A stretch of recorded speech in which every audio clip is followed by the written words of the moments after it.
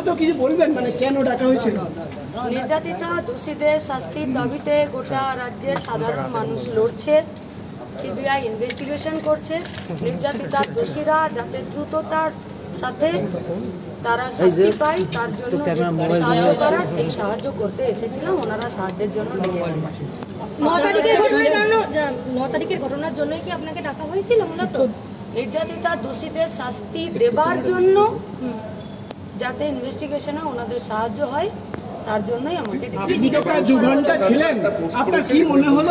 14ই আগস্টের ঘটনায় ডাকা হয়েছে, ভাঙচুরের ঘটনায় নাকি আপনাকে ডাকা হয়েছে? সিবিআই কি ওনাকে বলেছেন?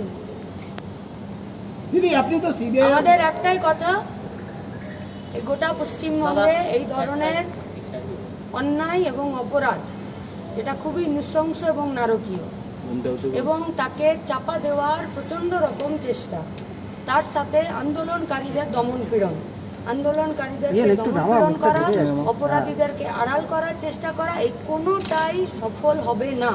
তার জন্য এই লড়াইটা যেভাবে রাস্তায় চলছিল রাস্তায় চলবে। মিথ্যে মামলা দিয়ে, হামলা করে, টাকার গামলা ব্যবহার করে এরা প্রতিবাদীদেরকে রাস্তা থেকে সরাতে পারবে না। লড়াই চলবে, নির্যাতিতা দোষীদেরকে শাস্তি দিতে হবে, সেই হিসাবেই লড়াইটা চলবে। দিদি আপনি তো তদন্তকারীদের সঙ্গে কথা বলে বেরোলেন, আপনার কি মনে হয় তদন্ত সঠিক দিশায় এগোচ্ছে, মানে ঠিকঠাক হচ্ছে? সঠিক দিশায় এগোনোর জন্যই আমাদের পার্টির যেটুকু, যার জন্য আমাকে ডাকা হয়েছিল, সেই খাতে আমাদের যা করার আমরা করেছি, সহযোগিতা করেছি। গোটা রাজ্যের মানুষ, দেশের মানুষ তো চাইছে এই ধরনের নারকীয় নৃশংস যে ঘটনা, একটা সেফেস্ট প্লেসে একজন ডাক্তার তার নিজের এলাকাতে, তার নিজের বাড়িতে, তার নিজের হসপিটালে, তার নিজের ডিপার্টমেন্টে সে খুন হয়ে যাবে আর সবাই চুপচাপ বসে থাকবে, তো কোনোদিন হতে পারে না। তার বিরুদ্ধে লড়াইটা চলছে গোটা রাজ্যে। এদিকে ডাক্তারবাবুরাও লড়ছেন, তাদেরও শুনছি নাকি তাদেরও টেন্ট ফেন্ট খুলে দেওয়ার ব্যবস্থার চেষ্টা করছেন। আমরা এখান থেকে পরিষ্কার বলছি, যদি একটাও হাত পড়ে গোটা রাজ্যের মানুষ কিন্তু ছেড়ে দেবে না। যারা প্রতিবাদীদের উপরে আক্রমণ করছেন তারা কিন্তু নিজেরা বুঝে শুনে এই কাজটা করবেন। আজকে সকালে দেখা গেল ত্রিপল খুলে দেওয়া হচ্ছে, পাখা ডাকলে অবশ্যই আসবো। নির্যাতিতা দোষীদের শাস্তি চাই, সেই শাস্তি দেওয়াতে যদি তদন্তের কোনো কাজে কোনো সাহায্য আমাদেরকে করতে হয় আমরা করব, এবং ডে 1 থেকে আমরা এই দাবিতে রাস্তাতেও রয়েছি।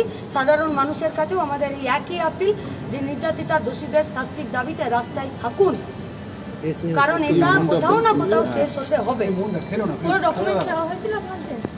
সেটা তো ওনারা ত্রিপল খুলে নেওয়া হলো, পাখা নিয়ে যাওয়া হলো। একটাও যদি আঁচড় পড়ে আন্দোলনকারীদের উপরে, ডাক্তারদের উপরে, তার লড়াই চলবে, মানুষ ছেড়ে দেবে না, কাউকে ছেড়ে দেবে না। মানুষ বুঝে নেবে, পশ্চিমবঙ্গের মানুষ রাস্তায় আছে। ডাক্তারবাবুদের উপরেও যদি কোনো রকম আক্রমণ হয় কেউ ছেড়ে দেবে না। আপনাদের দল থেকে কোনো প্রতিবাদ করা হবে এই নিয়ে? ত্রিপল খুলে দেওয়া হলো, আমরা তো বলছি কাউকে ছেড়ে দেওয়া হবে না। যদি ডাক্তারবাবুদেরকে বা কোনো আন্দোলনকারীদেরকে কেউ যদি কোনো রকম ভাবে হ্যাকেল আক্রমণ করে, তাদেরকে কাউকে কোথাও ছেড়ে দেওয়া হবে না। আইনিগত রাস্তাতেও চলবে, আর লড়াইয়ের ময়দানে, লড়াইয়ের রাস্তাতেও এই লড়াই চলবে। আরেকটা যেটা বলা হচ্ছে যে সরকার এতগুলো পদক্ষেপ নেওয়ার পরে, কালকেও একটা বৈঠক হয়েছে, তারপরেও আন্দোলনকারীরা কর্মবিরতিতে রয়েছে। দোষীরা শাস্তি পেল, তারপরেও রেপিস্টরা শাস্তি পেল, মার্ডারাররা শাস্তি পেল, অভিযোগ যারা তথ্য প্রমাণ টেম্পারিং করার চেষ্টা করলো তারা শাস্তি পেল। কিসের ব্যবস্থা? কিসের ব্যবস্থা? কিসের ব্যবস্থা হচ্ছে? তাহলে ব্যবস্থাটা কিসের হচ্ছে? কোন সমাধানের পথে এগোচ্ছে? অভিযোগ টেম্পারিং, তথ্য প্রমাণ টেম্পারিং কারা করলো? রাজ্য পুলিশ করেনি? হসপিটাল থেকে শুরু করে তারা করছে না? কোন দিকে এগোচ্ছে? কারা আটকাচ্ছে দোষীদেরকে শাস্তি পাওয়ার থেকে? কাদের ভয় লাগছে? কারা ভয় পাচ্ছে? কারা আন্দোলনকারীদেরকে পুলিশে সমন পাঠাচ্ছে, অ্যারেস্ট করে নিচ্ছে, মারছে, ধরছে? কারা? আচ্ছা, তাহলে কি এটা অনির্দিষ্টকালীন কর্মবিরতি, এটা কি চলতে পারে? কি মনে করছেন? ডাক্তারবাবুরা সিদ্ধান্ত নেবেন। গোটা পশ্চিমবঙ্গের কোনো রোগী বলেছেন কি যে আমরা ট্রিটমেন্ট পাচ্ছি না? পশ্চিমবঙ্গ সরকারের 2018-র পর থেকে হেলথ ডিপার্টমেন্টের কোনো ডেটা আছে? সুপ্রিম কোর্টে তো বলছে জয়েন করতে। পশ্চিমবঙ্গের হেলথ ডিপার্টমেন্টের মন্ত্রীর তাদের যে ওয়েবসাইট আছে, তাদের যে ডেটা সেন্টার আছে, সেখান থেকে 2018-র পর থেকে কোনো ডেটা আপলোডেড হচ্ছে? আজ 19শে সেপ্টেম্বর কতজন পেশেন্ট সরকারি হসপিটালে এসেছে, কতজন ট্রিটমেন্ট পেলো, কতজন রিফিউজ হলো, কি অপারেশন হলো, পাওয়া যাচ্ছে?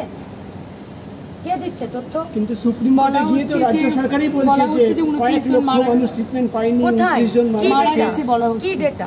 ডাক্তারবাবুরা লড়াইয়ের আন্দোলনের পথে যা সিদ্ধান্ত নেবেন সেটা তাদের সিদ্ধান্ত।